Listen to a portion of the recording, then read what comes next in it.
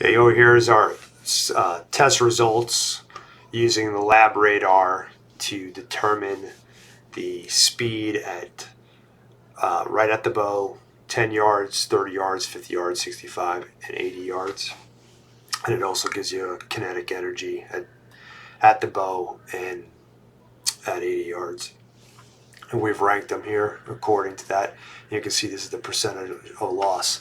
Let's start with the 4 fletch, just so I can show you.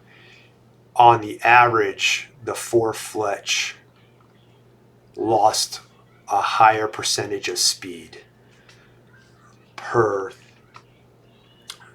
setup. So it didn't matter how many degrees of helical it had. It is slightly higher.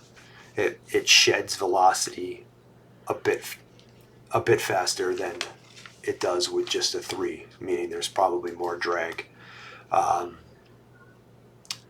You can see it's slightly heavier arrow. The arrow is exactly the same, but it's slightly heavier, 449 grains versus 443 grains, so 6 grains difference, which of course in result, you see it comes out of the bow just a touch slower, 2 feet per second for 6 grains. But the percentage is what matters. You could see right here, the 1 degree loses speed, 11% of its speed by the time it gets to 80. One of the things we did figure out was that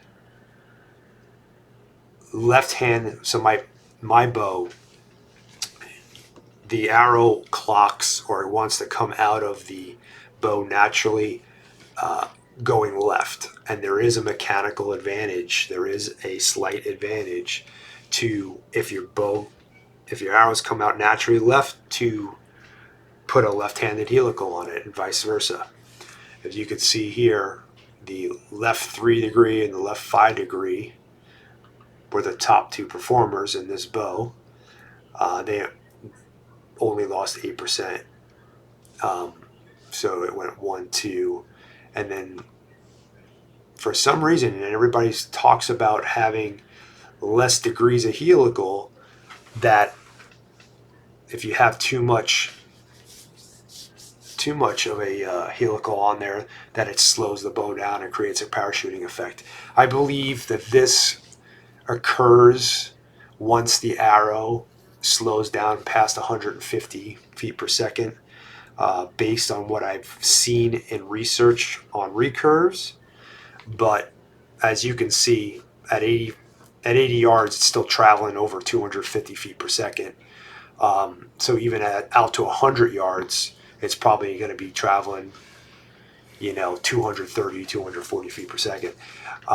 So you're not going to get that parachuting effect, I don't believe. The only way that I could create a parachuting effect is when I shot a flu arrow, and I could see that, and I could see that out past 60 yards where you saw that back end. The other time that I could see that with normal fletching configurations was with extreme FOC, over 20, actually over 25, and I could see the back end getting squirrely. But unfortunately, I couldn't get that recorded because of the type of high-speed camera I had. It was too hard to catch outdoors with that, but I could visually see it myself shooting. Anyway, so long story short is having a higher degree of helical doesn't necessarily mean your arrow is going to slow down faster or create a parachuting effect. In fact, I am leaning towards the 3 degree. Probably going to shoot a left since mine's coming out of the bow naturally left. I might keep the right because of the way things screw in and all that. I'm a little worried about the broadheads wanting to come undone once they hit an animal, since I'm going to be shooting single bevel at times, which is going to aggravate that even more. That's another thing we realized. Definitely don't want to shoot a right single bevel on a left fletched arrow, and vice versa.